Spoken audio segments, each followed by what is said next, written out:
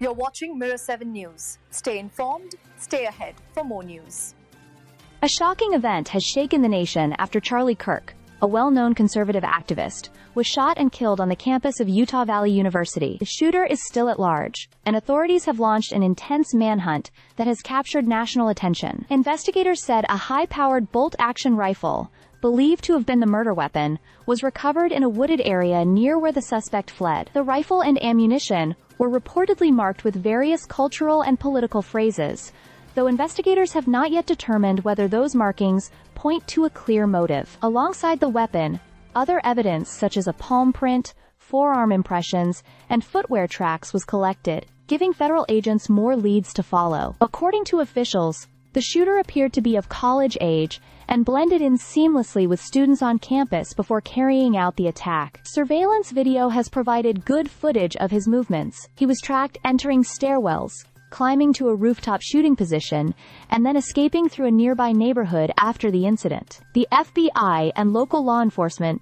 have been combing through doorbell cameras and neighborhood footage in hopes of narrowing down his identity and location. This tragedy has prompted responses at the highest levels of government.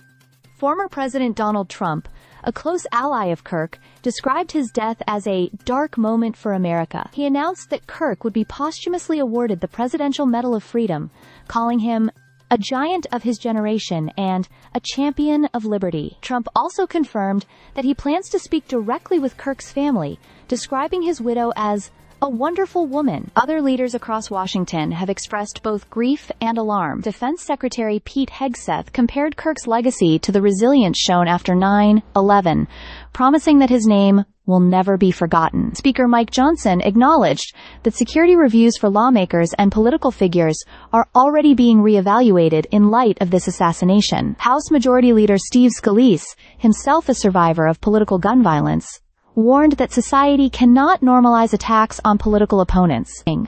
Meanwhile, the U.S. State Department has vowed to take appropriate action against foreigners in the country who publicly celebrate or minimize Kirk's killing. Deputy Secretary of State Chris Landau said this could include revoking visas, underscoring the seriousness with which officials are treating not only the crime itself, but also its wider cultural and political repercussions. While investigators emphasize that the attack was targeted and not a threat to the broader community, the search for the suspect continues with urgency. The FBI has asked the public to remain patient and avoid harassing individuals questioned during the investigation, since some persons of interest have already been cleared. For now, Charlie Kirk's death has left his family devastated, his allies mourning, and the nation waiting for answers. The manhunt is ongoing, but authorities have promised that every resource will be used to bring the shooter to justice. Stay subscribed for more videos.